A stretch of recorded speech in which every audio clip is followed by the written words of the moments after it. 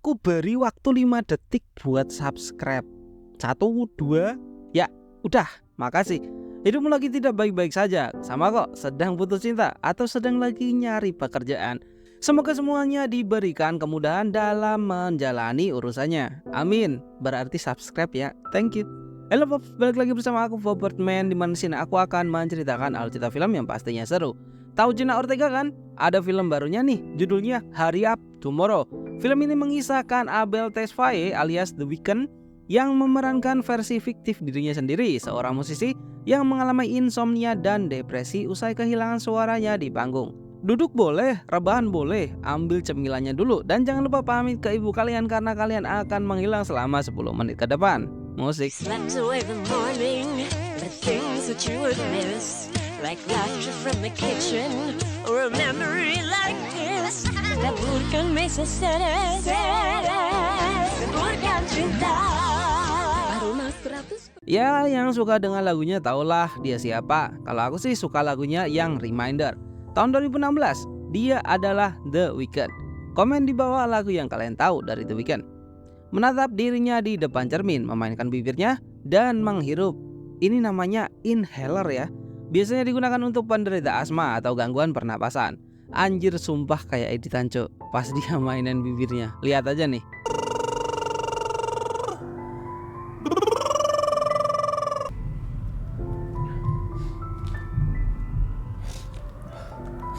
Ini merupakan backstage di mana dirinya akan tampil di panggung sambil mengangkat barbel. Mungkin itu caranya dia agar dia tidak nervous ketika sudah di atas panggung. Bersama dengan Lee, asistennya. Alright, let's go.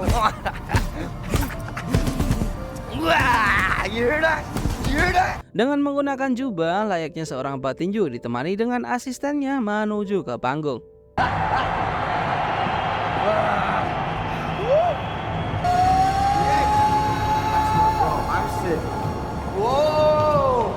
Scene berbeda menampilkan Jenna Ortega yang di sini berperan sebagai Anima. Di dalam rumahnya menuangkan bensin ke piano. Apakah akan dibakar? Tidak hanya pianonya, namun seluruh isi ruangan. Tapi masih belum diketahui ini rumah miliknya atau orang lain. Karena ini film tentang musik, jadi akan lebih banyak nyanyinya. Jadi aku akan kasih tahu fakta-fakta tentang The Weeknd aja lah ya. Nama asli The Weeknd adalah Abel Makkonen Tesfaye. Lahir pada 16 Februari 1990 di Toronto, Kanada. Orang tuanya adalah imigran asal Ethiopia yang membentuk banyak pengaruh budaya dalam musiknya. Nama The Weeknd dipilih setelah ia keluar dari sekolah menengah. Ia meninggalkan rumah pada akhir pekan dan tidak pernah kembali.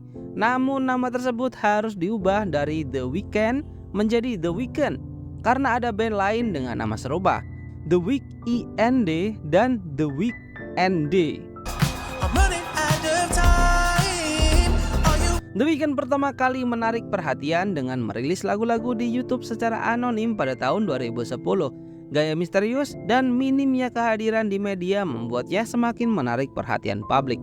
Mixtape debutnya House of Balloon mendapatkan pujian kritis karena menghadirkan suara baru dalam R&B, menggabungkan elemen elektronik, pop, dan soul. Album ini masuk daftar 100 album terbaik dekade ini oleh berbagai publikasi musik.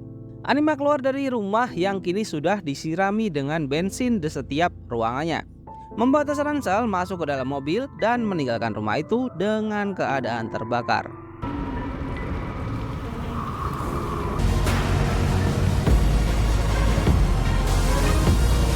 Lee meminta Abel untuk mematikan ponselnya terlebih dahulu karena dia selalu menantikan pesan dari kekasihnya yang sepertinya kini sudah mencampakkannya. Itu akan menghambat performanya, ditambah lagi suaranya sedang tidak baik-baik saja.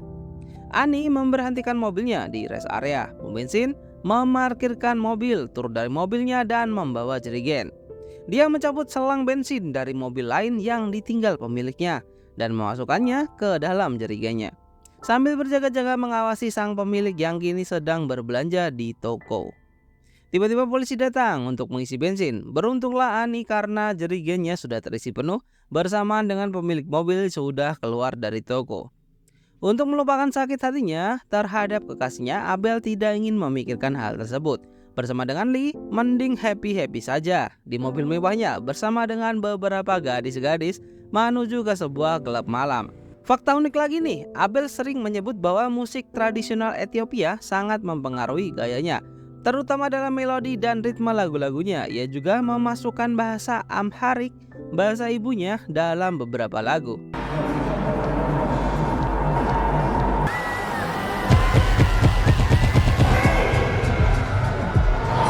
Masih dengan kehidupan glamornya, diberikan gambaran mereka para kawan-kawan dari Abel beserta dengan Lee.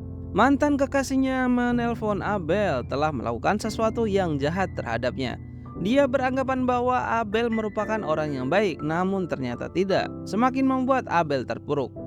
Keesokan harinya, sesuai jadwal, Abel memeriksa tenggorokannya ke dokter dengan hasil MTD, difonia ketegangan otot. Otot-otot di sekitar laring menjadi sangat tegang hingga kotak suara tidak bekerja secara efisien. Ada banyak faktor penyebabnya, namun yang paling mendekati adalah karena stres.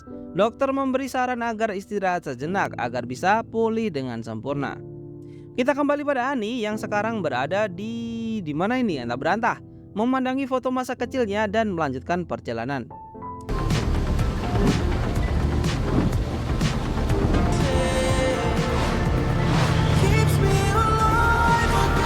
Dengan kondisi yang seperti dikatakan dokter, Abel harus meminum obat dan harus beristirahat. Serta jangan terlalu memikirkan tentang apa yang dikatakan mantannya semalam, kata Lee. Namun Abel masih bersikeras memperbaiki hubungan. Walaupun anjuran dokter mengatakan untuk tidak stres, Abel memohon Lee agar menelponnya dengan satu panggilan saja, tapi tidak ada jawaban. Karena itu Abel tak kuasa menahan tangisnya. Mungkin bagi sebagian orang putus cinta hanya sekedar hal menye-menye biasa, namun ternyata bagi dia itu bahkan bisa mengganggu karirnya. Abel berendam di bathtubnya guna mencernihkan pikiran, namun tiba-tiba siluet hitam datang dan berusaha untuk menenggelamkannya. Baik Abel langsung sadar dan mengambil inhalernya untuk memberikan pernafasan. Abel mengirim fotonya dengan mantan kekasihnya dengan harapan dia mau bicara lagi dengan Abel. Tak itu saja, Abel juga masih berusaha untuk menelponnya, tapi selalu masuk ke dalam voicemail. Di sini terlihat jelas bagaimana kondisi Abel yang sangat-sangat depres. Dirinya masih sangat mengharapkan kekasihnya mengangkat teleponnya, karena tanpanya hidupnya menjadi hancur dan kacau. Dan itu terjadi beberapa saat sebelum dirinya harus tampil show yang sudah ditonton oleh ribuan penonton. Lee menghampirinya karena acara akan dimulai. Abel menolak tampil dan meminta untuk membatalkan show-nya dengan alasan suaranya. Lee mencoba untuk menenangkan Abel. Di dalam kondisinya saat ini, peran orang terdekat memanglah sangat penting. Dengan upayanya, cerita-cerita di masa lalunya untuk meyakinkan Abel bahwa asmara bukanlah akhir dari segalanya. Abel pun tenang dan berdiri untuk tampil karena penggemarnya sudah menunggu. Seperti biasa sebelum tampil, Abel mengangkat barbel dulu dan meminum obat agar bisa fokus. Abel masih mencoba menelponnya, tersambung dengan voicemail, tapi kali ini beda. Bukan mengemis lagi, melainkan umpatan-umpatan keluar dari mulut Abel. Meneriaki dengan kata-kata yang tidak pantas untuk diucapkan. Merasa sudah selesai, melempar HP-nya ke kaca hingga pecah. Setidaknya dia sudah mengeluarkan unek-uneknya. Don't tell anyone. Fuck. I fucking love you, you fucking bitch.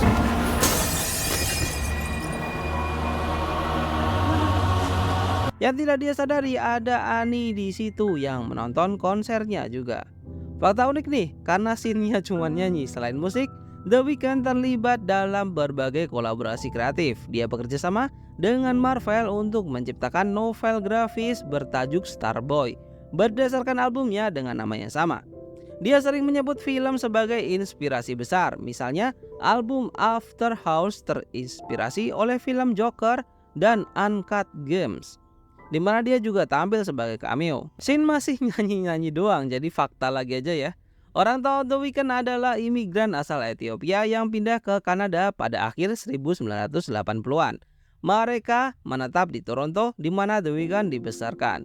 Warisan budaya Ethiopia sangat mempengaruhi musik dan kehidupannya, terutama melalui makanan, bahasa, dan musik tradisional. Dia dibesarkan terutama oleh ibunya, Samra Tesfaye, dan neneknya. Neneknya memainkan peran besar dalam hidupnya dan mengajarinya bahasa Amharik yang masih fasih dia gunakan hingga saat ini. Di tengah-tengah konsernya, mata Abel tertuju kepada salah satu wanita yang menontonnya. Itu adalah Ani. Mata mereka berdua bertemu dan saling bertatapan. Abel pun turun dari panggung dan menuju backstage mengunci pintunya. Dari luar, Lee berteriak meminta Abel untuk membuka pintunya, namun tidak dihiraukan. Penonton terheran dan bingung melihat Abel yang tiba-tiba turun dari panggung padahal konsernya belum selesai. Abel membuka pintunya tidak untuk kembali tampil, tapi untuk melarikan diri dari konser, menyalahkan Lee karena selalu mendesaknya. Ani yang berhasil menerobos masuk ke dalam gedung mencoba mencari Abel yang akhirnya mereka bertemu. I saw you. Mengajaknya untuk pergi dari sini. Mereka berdua kini berkendara menggunakan mobil Abel, hanya berkeliling tanpa tujuan. Di dalam mobil mereka hanya diam tanpa obrolan, namun saling bertatap muka yang akhirnya tersenyum. Abel dan Ani pergi ke sebuah pasar malam menggunakan topeng pastinya agar terhindar dari fansnya. Menghabiskan malam dengan bermain hoki, naik komedi putar, dan roller coaster. Setidaknya itu membuat Abel happy kembali walaupun untuk sementara.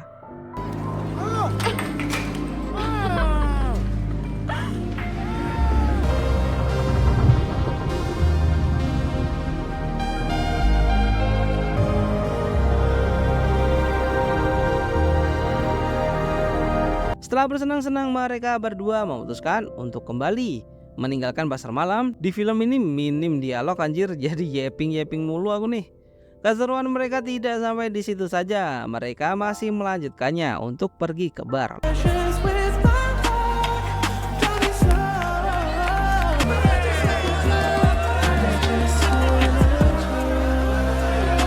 Hari sudah mendekati fajar, waktunya untuk pulang. Di dalam perjalanan di mobilnya, Abel menyenderkan kepalanya di bahu Ani sambil memejamkan mata. Melihat Lee berdiri di depan apartemen, terlihat Lee sedang menelpon kekasihnya Abel, memintanya untuk mengangkat telepon. Abel yang melihat itu meminta supirnya agar mencari hotel lain untuk menginap. Di dalam hotel, Abel memutarkan rekaman musiknya untuk didengarkan berdua. Namun di tengah-tengah lagu, Ani sedih dan akan menangis, membuat Abel mematikan lagunya. Ani bercerita tentang masa kecilnya di mana ayahnya meninggalkannya dan harus dirawat oleh ibunya. Namun suatu ketika ibunya mengalami kebangkrutan. Ani pun memutuskan untuk pergi dari rumah dan menentukan jalan hidupnya sendiri. Namun dia tahu semakin hari dia tetap akan selalu merasa sendirian. Ani mengusap air matanya, disusul dengan pelukan hangat dari Abel untuk menenangkannya dan bercocok tanam sih kayaknya. Di pagi hari, Abel mendapati HP-nya yang retak karena sebelumnya dilempar ke kaca. Beberapa banyak call dari Lee, namun tidak ia hiraukan. Ini merupakan jam 4 pagi dan merupakan makan terbagi pertama bagi Ani, namun tidak bagi Abel. Abel mengambil HP-nya dan mengetik sesuatu, seperti mengirim chat. Ketika ditanya Ani, dia berbohong mengatakan bahwa itu hanya manajernya saja. Kalau menurutku sih itu chat dari kekasihnya gak sih? Abel berdiri mengambil minuman, sepertinya memang benar kekasihnya yang chat. Karena ketika Ani bertanya kemana selanjutnya, Abel menjawab akan pergi ke dokter dan memeriksa suaranya baik-baik saja, dan siap untuk melanjutkan tur dengan masih sibuk mengetik. Bahkan ketika Ani bercerita tentang ketertarikannya tentang Australia, Abel tidak menghiraukan dan masih sibuk dengan HP-nya. Ani mengangkat call dari ibunya, terdengar jelas ibunya sangat marah tentang apa yang dilakukan Ani sebelumnya. Gimana gak marah, rumahnya dibakar anjir, dan itu membuatnya menangis. Ibunya meminta bertemu dan menjelaskan semuanya, tapi keputusan Ani untuk pergi dari rumah sudah bulat. Di saat yang bersamaan, Abel akan pergi meninggalkan hotel, terhenti karena mendengar Ani menangis. Di sini konflik mulai terlihat. Semalam, Abel berkata bahwa tidak akan meninggalkan Ani. Namun pagi ini, Abel harus pergi meninggalkannya. Dirinya marah karena merasa hanya dipermainkan oleh Abel. Namun Abel harus pergi atau ketinggalan pesawat. Ani masih memaksa untuk ikut, hingga emosi Abel pun keluar. Singkatnya, Abel cuma menganggap ini cinta satu malam. Gitu doang sih. Abel pun cuek dan meninggalkan kamar. Namun tiba-tiba Ani mengambil botol dan memukul kepala Abel hingga pingsan. Ketika terbangun dirinya berada di tempat tidur melihat HP-nya, namun tidak ada kontak, tidak ada pesan, semuanya kosong. Dia mengecek ruangan itu kosong, bahkan Ani juga tidak ada. Mencoba untuk keluar dari kamar, hal aneh pun terjadi. Di lobi hotel pun kosong, tidak ada orang satupun. Begitu pula di luar hotel. Kota ini seperti kota mati tanpa penghuni satupun. Jalanan sepi tanpa kendaraan, tanpa manusia, hanya Abel sendiri.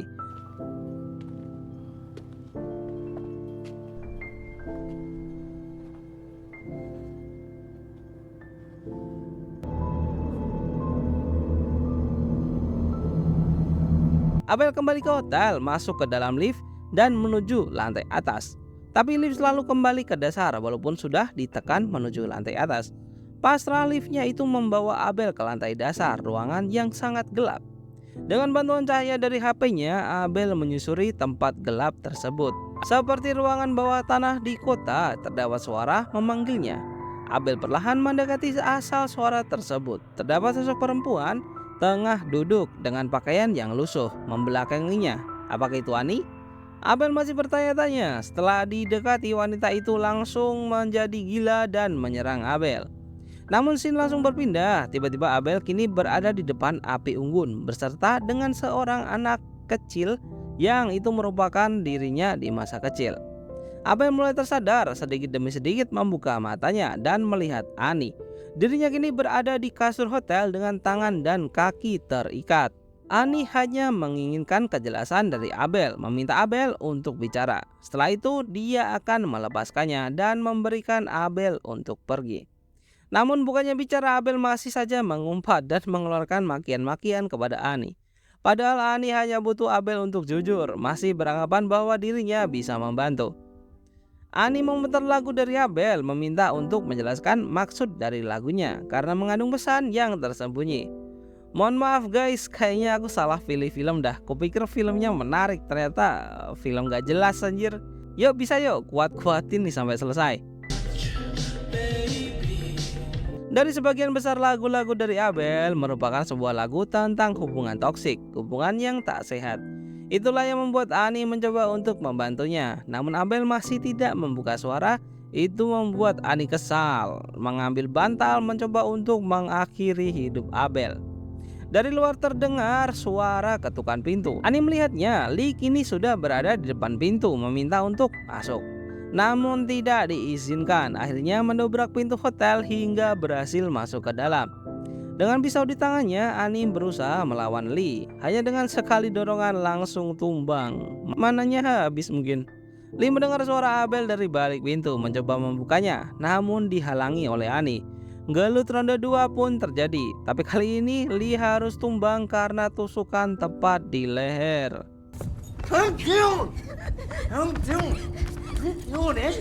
Lee pun tewas karena kehabisan darah yang terus mengalir dari lehernya. Ani pun berdiri masuk ke dalam kamar memeluk Abel.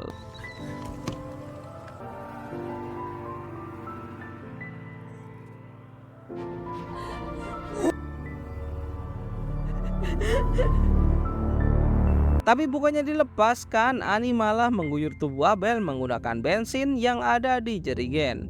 Ani memegang korek api dan siap-siap untuk membakarnya. Namun tiba-tiba Abel bernyanyi sangat merdu hingga membuat Ani terkesima.